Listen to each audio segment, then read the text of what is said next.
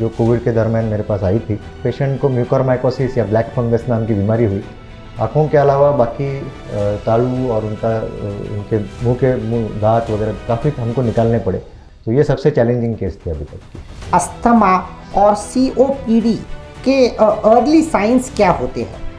चलने पे दम लगना, सर्दी खांसी बार बार होते जाना, स्मोकिंग करते हैं या जो प्रदूषित वातावरण में काम करते हैं, ऐसे पेशेंट्स को फेफड़ों में जकड़न महसूस होना। ऐसा मैंने सुना है कि अगर हम गुब्बारों में फूंक मार के उस पर हवा भरे गुब्बारों में तो हमारे फेफड़े मजबूत होते हैं। कोई फेफड़ों की बीमारी कंट्रोल होती नहीं या फेफड़ों की ताकत बढ़ती नहीं है, लेकिन हर पेशेंट को एक तरह का व्यायाम नहीं रहता है कि डॉक्टर को या फिजियोथेरेपिस्ट को पहले कंसल्ट करें, वो कंसल्ट करने के बाद फिर व्यायाम शुरू करें। तो इनहेलर लेना ज़रूरी है? इनहेलर्स जब से आए हैं ये एक वरदान है दमे के पेशेंट के लिए।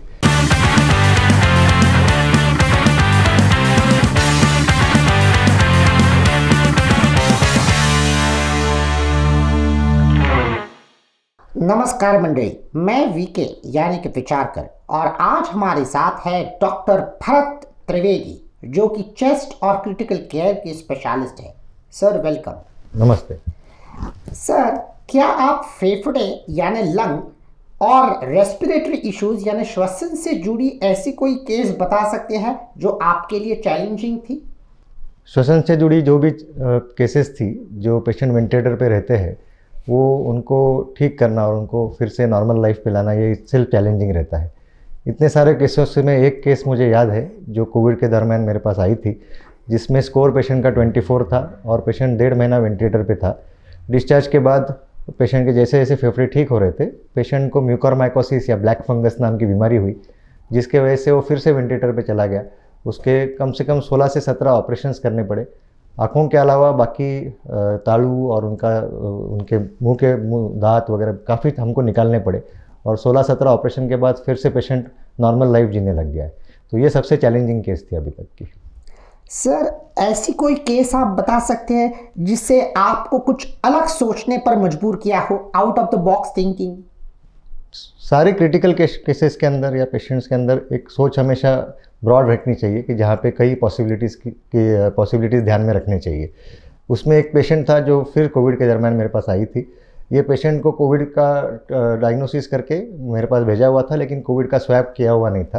पेशेंट को बलगम में से बहुत सारा ब्लड जा रहा था और उनका एक्सरे देखने के बाद मुझे ऐसा लगा कि शायद ये कोविड नहीं है और ये पेशेंट को संधिवात की जैसी कोई बीमारी या अमवात जैसी कोई बीमारी है, जिसके टेस्ट करने के बाद ऐसी बीमारी इसमें निकली है। पेशेंट वेंटिलेटर पे था और जैसे वो अमवात की ट्रीटमेंट चालू की, ये पेशेंट को हम लोग वेंटिलेटर से बाहर निकाल पाए और पेशेंट पूरी तरह से ठीक हो पाई। सर, मरीज के साथ ऐसा कौन सा खास पल था जिसने आपको ये महसूस कराया कि आपने ये स्पेशलिटी चूज की है, वो डिसीजन करेक्ट था? मरीज़ के साथ नहीं, मरीज़ों के साथ, क्योंकि जब से गए 5 साल में रेस्पिरेटरी मेडिसिन में बहुत सारे चैलेंजिंग केसेस और बहुत अलग अलग निमोनियाज़ के केसेस आ रहे हैं और इन केसेस के अंदर हमको बहुत जी जान से काम करना पड़ता है, जिससे इन पेशेंट्स को हम लोग बचा पाते हैं। कोविड के दरमियान लगभग 450 डॉक्टर्स को मैंने ट्रीट किया। इन डॉक्टर्स को ट्रीट करते हुए मुझे ऐसा लगा कि जो स्पेशलिटी मैंने चूज़ की है वो स्पेशलिटी काम में आ गई या वो स्पेशलिटी अच्छी थी। सर, गंभीर श्वसन यानी सीवियर रेस्पिरेटरी कंडीशंस जैसे कि अस्थमा और COPD के अर्ली साइंस क्या होते हैं? चलने पे दम लगना, रात को नींद में से खांसी की वजह से उठना पड़ना, या जैसे सीज़न चेंज होगा वैसा सर्दी खांसी बार बार होते जाना, जिसको ठीक करने के लिए समय लग जाता है, या जो पेशेंट स्मोकिंग करते हैं या जो प्रदूषित वातावरण में काम करते हैं, ऐसे पेशेंट्स को फेफड़ों में जकड़न महसूस होना, ये अर्ली साइंस है जब पेशेंट्स ने डॉक्टर्स को कंसल्ट करना चाहिए। सर, फेफड़ों का अचानक सिकुड़ जाना और गंभीर अस्थमा अटैक जैसे क्रिटिकल साइंस में लोगों ने क्या करना चाहिए? ये कोई बीमारी अचानक होती नहीं।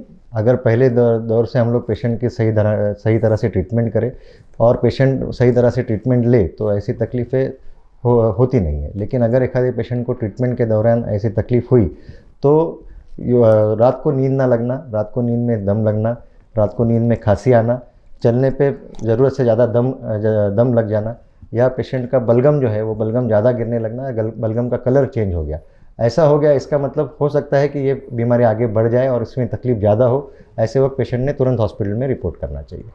सर अपने फेफड़ों को मजबूत कैसे कर सकते हैं? ऐसा मैंने सुना है कि अगर हम गुब्बारों में फूंक मार के उस पर हवा भरे गुब्बारों में, तो हमारे फेफड़े मजबूत होते हैं।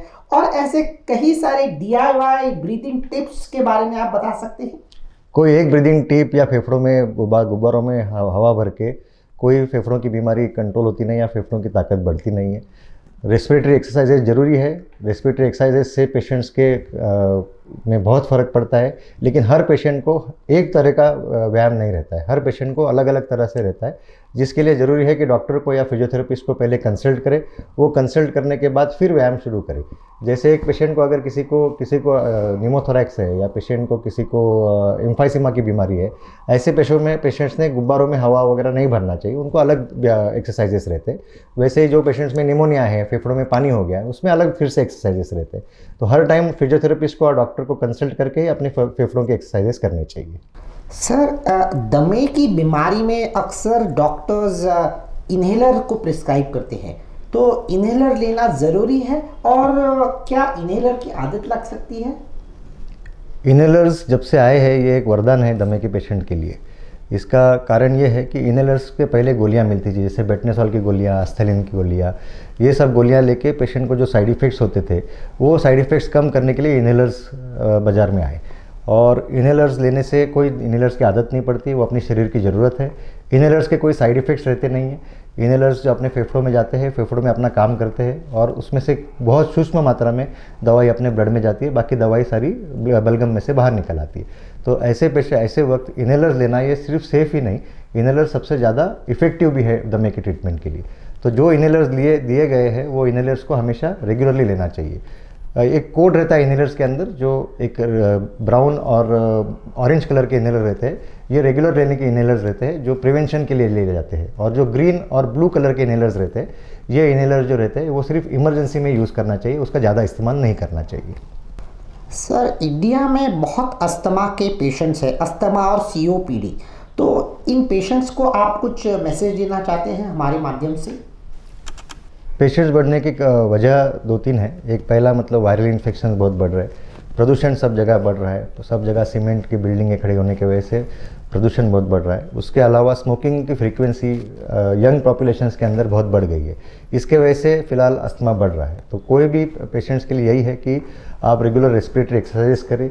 आप स्मोकिंग से एक्टिव या पैसिव स्मोकिंग, मतलब कोई और भी अगर स्मोक कर रहा है और वो अगर धुआं हम लोग इनहेल करें, उससे भी आपके फेफड़ों के ऊपर असर होता है। तो एक्टिव और पैसिव स्मोकिंग से बचे रहे और प्रदूषित वातावरण में जाने के बाद मास्क का इस्तेमाल करें। तो दोस्तों ये थे डॉक्टर भरत त्रिवेदी जी। सर बहुत अच्छा लगा आपसे बात करते हुए। नमस्ते।